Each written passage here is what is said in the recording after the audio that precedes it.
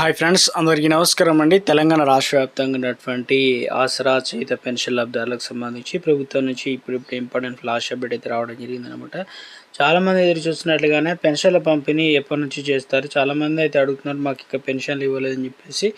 So ఈ నెలకు సంబంధించి తెలంగాణ రాష్ట్ర వ్యాప్తంగా ప్రభుత్వం నుంచి ఒక గుడ్ న్యూస్ కూడా రావడం జరిగిందనమాట. కొత్త పెన్షన్లకు సంబంధించి కూడా చిన్న అప్డేట్స్ అయితే వచ్చిందనమాట. ఆ వివరాలు చూసిన తర్వాత మన ఆసరా పెన్షన్ వివరాలు తెలుసుకునే ప్రయత్నం చేద్దాం అనమాట. ఇక ఏదైతే పోస్ట్ ఆఫీస్ లేదంటే తపాలా శాఖ అని కూడా అంటాం కదా, స్వయం ఉపాధి అవకాశాలు కూడా అందజేస్తున్నారు. తక్కువ పెట్టుబడితో సొంతంగా వ్యాపారం చేయాలనుకున్న వారికి ఒక గుడ్ను చెప్పారు. ఎందుకంటే ఇండియన్ పోస్ట్ ఫ్రాంచైజ్ స్కీమ్ 2.2 అనేది మంచి అవకాశంగా చెప్తున్నారు. ఈ కామర్స్ రంగంలో వేగంగా విస్తరిస్తున్న నేపథ్యంలో తపాలా శాఖ తన సేవలను మరింత విస్తరించేందుకు గాను అందులో ఫ్రాంచైజీ విధానాన్ని తీసుకొచ్చిందనమాట. ఫ్రాంచైజ్ అంటే 2.0 అందుబాటులో అయితే ఉంటుంది. అడ్వాన్స్ పోస్టల్ టెక్నాలజీ ఏపీటీ ఆధారంగా పార్సల్ కొరియర్ సేవలు ప్రజలకు మరింత చేరువడం దీని యొక్క ముఖ్య ఉద్దేశం అని చెప్తున్నారు. స్థానికంగా వ్యాపారం చేసుకుంటూనే ఆదాయం పొందే అవకాశం అయితే ఉందన్నమాట. ఫ్రాంచైజీ పొందినటువంటి వారు పలు పోస్టల్ సేవలు నిర్వహించవచ్చు. స్పీడ్ పోస్టింగ్, పార్సల్ బుకింగ్, అదేవిధంగా ఇండియా పోస్టల్ సర్వీస్లో అంతర్జాతీయ ఈఎంఎస్, అదేవిధంగా క్యాష్ ఆన్ డెలివరీ, ఇంటి వద్ద స్పాన్ నుంచే పార్సల్ అయితే క్లియర్ చేసుకునే ఛాన్స్ ఇచ్చారు. కొత్తగా విధానంలో అభ్యర్థుల అనుకూల బట్టి కేవలం డెలివరీ సేవలు, పికప్ సేవలు, బుకింగ్, పికప్, డెలివరీ సేవలు చేసుకునే ఛాన్స్ ఇచ్చారు. ఇక అవకాశం వచ్చేసి 15 సంవత్సరాలు నిండిన విద్యార్థులకు, అది నిరుద్యోగులకు దరఖాస్తు చేసుకోవచ్చు. అంటే డెలివరీకి 10వ తరగతి సరిపోతుంది. అలాగే స్మార్ట్ ఫోను, కంప్యూటర్ పైకి ప్రాథమికంగా కొద్దిగా నాలెడ్జ్ ఉంటే సరిపోతుంది అనమాట. డెలివరీ అందించేవారు లైసెన్స్, సొంత వాహనం అవసరం, పాన్ కార్డు తప్పనిసరి. అయితే పోస్టల్ ఉద్యోగులు, కుటుంబ సభ్యులు ఇక ఈ పథకానికి అర్హులు కారనమాట. ఎందుకంటే ఈ ఫ్రాంచైజీలో భారీ పెట్టుబడి అవసరం లేదు. ఎంచుకున్న సేవలు బట్టి డిపాజిట్ నిర్ణయించి కేవలం పికప్ చేసుకునేటువంటి వారు ఎవరైతే ఉన్నారో 5,000 రూపాయలు, లేదంటే బుకింగ్ చేసుకున్నారు 10,000 రూపాయలు, అన్ని సేవలు కలిపితే 15,000 రూపాయలు చెల్లించాల్సి అయితే ఉంటుంది.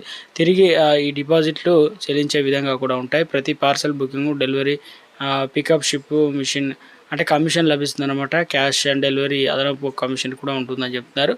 సో ఇవన్నీ కూడా కొత్తగా నోటిఫికేషన్ అయితే జారీ చేశారు. ఏప్రిల్, జూలైలోనే అక్టోబర్ నెలలో విడుదలైతే అవుతాయని చెప్తున్నారు.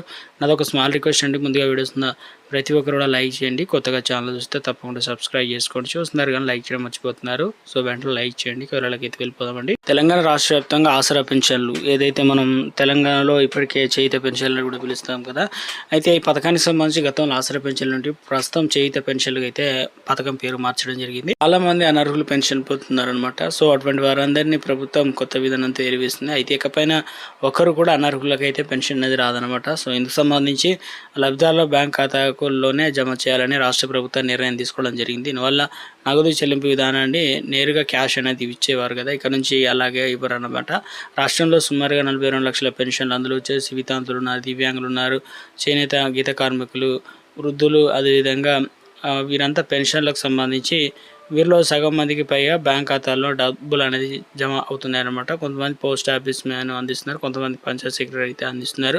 సో ఇలా కాకుండా బిల్ కలెక్టర్ కూడా అందిస్తున్నారు. కాబట్టి ఇలాంటి విధానం స్వస్తిపరికి అందరికీ ఒకటే విధమైన అయితే రూల్ అనేది వర్తించబోతుంది అనమాట. ఇక నుంచి సీఎం రేవంత్ రెడ్డి సంచలన నిర్ణయం తీసుకోవడంతో సో వీటికి అవసరమైనటువంటి విధి విధానాలు, అదేవిధంగా ఏదైతే చేయుత యాప్ అనేది ఇవ్వడం జరిగింది, అందులో వచ్చేసి అకౌంట్ లేని వారికి కొత్త అకౌంట్ ఇస్తున్నారు. అదేవిధంగా వీరంతా కూడా ఈ నెల 15వ తారీఖు లోపు ఇవన్నీ కూడా సబ్మిట్ చేయాల్సి ఉంటుందన్నమాట. నెక్స్ట్ మనకు ఆగస్టు నెల నుంచి కొత్త పెన్షన్ లాగా ఇదైతే ఉన్నాయో ఇప్పుడు బ్యాంక్ అకౌంట్లో ట్రాన్స్ఫర్ అయితే జరుగుతుందన్నమాట. బ్యాంక్ అకౌంట్ నుంచి మనం తీసుకోవచ్చు అనమాట. పోస్టల్ బ్యాంక్ ఖాతాలో తెరిచి అప్పుడు మనకు అందించడం అయితే జరుగుతుందని చెప్తున్నారు.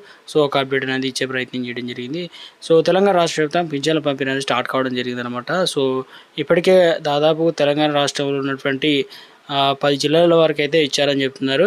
సో ఈరోజు కొన్ని జిల్లాలకైతే పెన్షన్లు అనేది అందించడం అయితే జరుగుతుందన్నమాట. ఇందులో వచ్చేసి ప్రధానంగా జనగామ, జయశంకరపల్లి, భూపాలపల్లి, అదే కౌరంభి, ఆసిఫాబాద్, మహబూబ్ నగర్, మేడ్చల్, నల్గొండ, పెద్దపల్లి, సంగారెడ్డి, రంగారెడ్డి, ఇక జిల్లాలతో పాటు నల్గొండ, నిర్మల్, ఇక వికారాబాద్ జిల్లాలకు ఇవన్నీ కూడా ఉంటాయి కాబట్టి జిల్లాలకు అయితే అందజేస్తున్నారనమాట. సో రేపు కొన్ని జిల్లాలకు అయితే ఇస్తారు. ఈరోజు కొన్ని జిల్లాలకు ఈరోజు అప్డేట్ అయితే అనమాట. వచ్చిన వెంటనే ఆ పైసలు తీసుకొచ్చి అయితే మీకు పోస్ట్ మ్యాన్ అయితే అందిస్తారు. కొంతమంది అకౌంట్లో అయితే డబ్బులు జమ కావడం జరిగిందనమాట.